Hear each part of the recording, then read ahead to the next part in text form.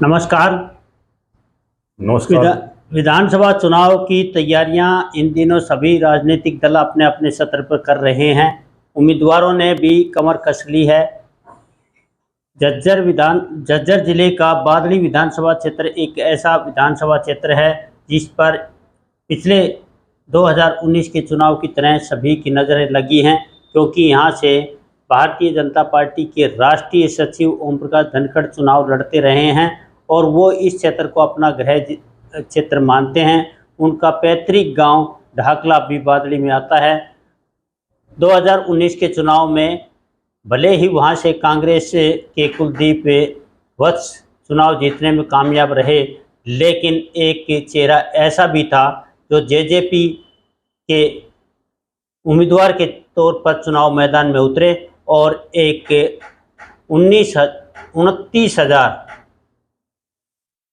JJP उम्मीदवार के तौर पर 29,000 वोट लेकर कांग्रेस और भाजपा की नींद हराम की। ऐसा ही चेहरा है संजय कबलाना, जो श्री ओम प्रकाश कबलाना जी गौ सेवक के सुपुत्र हैं। आज हम संजय कबलाना जी से बातचीत करेंगे। इन्होंने 25 अगस्त का एक कार्यक्रम रखा है। संजय जी नमस्कार।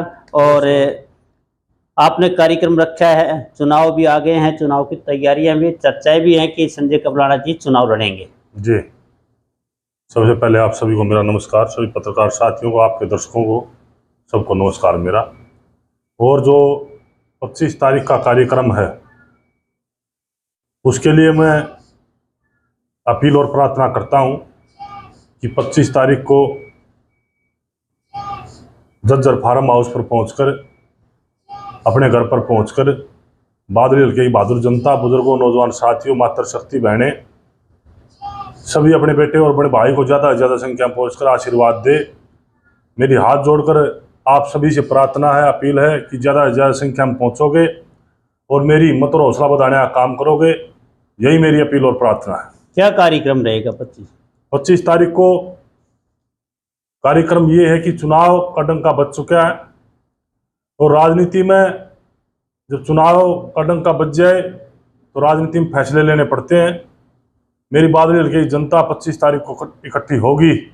उसमें ये मैं बता सकता हूँ कि बड़ा डिसीजन लेंगे और बड़ा डिसीजन वो लेंगे जो लोगों के हित का होगा, जो लोगों के भले का होगा, जो लोगों के काम आएगा, आगे चल के भी काम आएगा और जनता उस बात से खुश होगी। ऐसा फैसला हम 25 तारीख को लेने जा रहे हैं। तो क्या कांग्रेस या बीजेपी, ऐसा भी कुछ हो सकता है कि? देखिए, न तो अभी कांग्रेस की टिकट बटी है, न कोई भारतीय जनता पार्टी टिकट बटी है, ना बादली हल्के में किसी और पार्टी ने टिकट दिया है। सब इंतजार में बैठे हुए हैं। भारतीय जनता पार्टी से कौन आएगा, कांग्रेस पार्टी से कौन आएगा। कांग्रेस पार्टी से भी बहुत मित्र मेरे जो टिकट मांग रहे हैं और भारतीय जनता पार्टी से भी कई साथी टिकट मांग रहे हैं। ये गर्व की बात है कि अभी कौन सी पार्टी किस कैंडिडेट पर अपना विश्वास जताती है और किसको टिकट दे करके भेजती है, उसके बाद में सारा निर्णय लिया जाएगा। लेकिन मेरा ये फाइनल है, ये तय है कि 2024 का चुनाव पक्का लड़ेंगे। तो संजय जी, वैसे तो भारतीय जनता पार्टी में ओम प्रकाश धनखड़ जी हैं, कदावर नेता हैं और राष्ट्रीय सचिव हैं, उनकी सीट तय है बादली।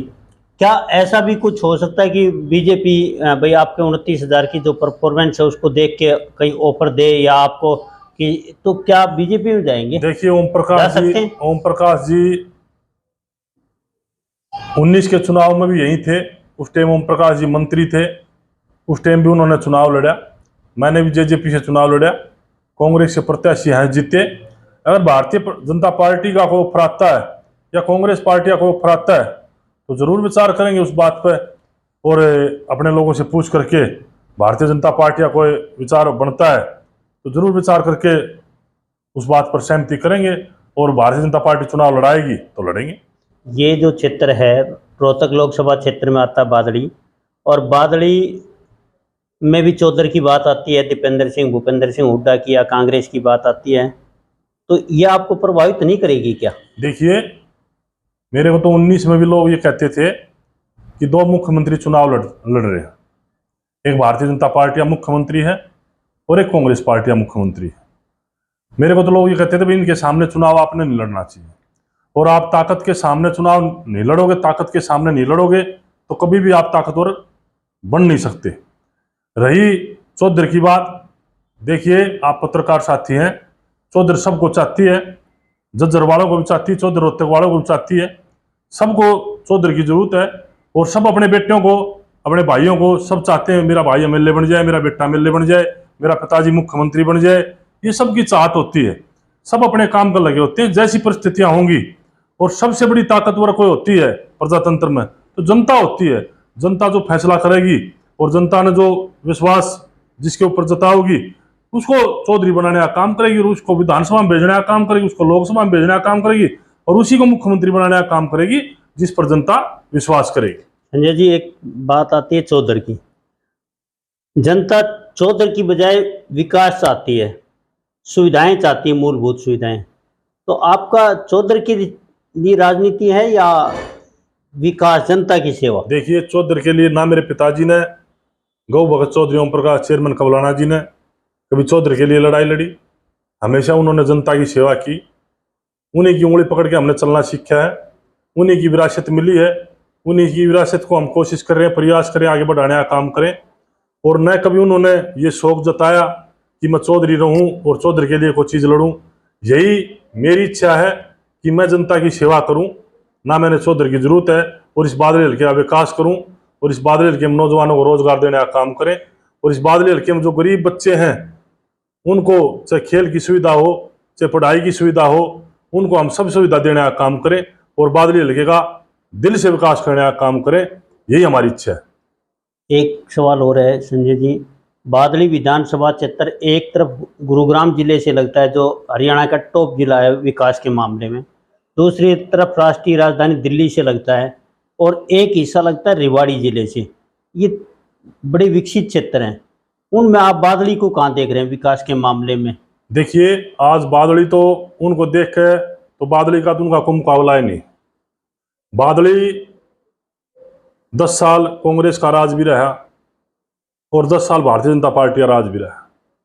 जो हालात परिस्थिति आज बादली की रही है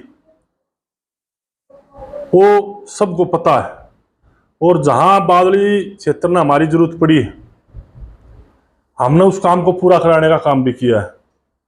और गुड़गांव क्षेत्र के नज़दीक लगता है, इधर दिल्ली के नज़दीक लगता है, उधर रेवाड़ी के नज़दीक लगता है।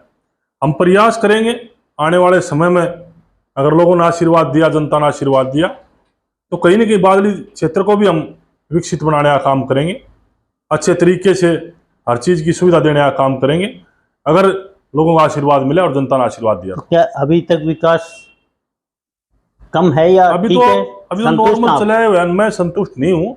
संतुष्ट हम उस दिन होंगे जिस दिन बागडोर हमारे हाथ में होगी और हम खुद काम करा के दिखाएंगे वही काम हमने करे हैं, उस दिन के बाद पता चलेगा बादली लगेगा। तो क्या चीज़ ऐसी बादली में हो सकती है जो हो तो बादली विकास कर जाए? रिलायंस SEZ आया, SEZ की जगह MET आ गया है, MET आ गया है, SEZ आया है। इससे भी बड़ी बादली क्षेत्र की विकास की गाड़ी चली है।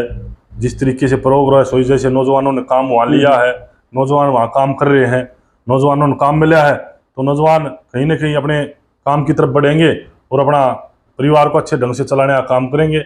और इसी तरीके से कंपनियाँ आएंगी, फैक्ट्रियाँ आएंगी, तो विकास तो तभी चलेगा जब कंपनियाँ आएंगी, नौजवानों को रोजगार मिलेगा। तो नौजवानों को रोजगार मिलेगा तो हर सुविधा होगी, तो विकास अपने आप आगे बढ़ेगा। तो ये थे संजय कबलाना जी।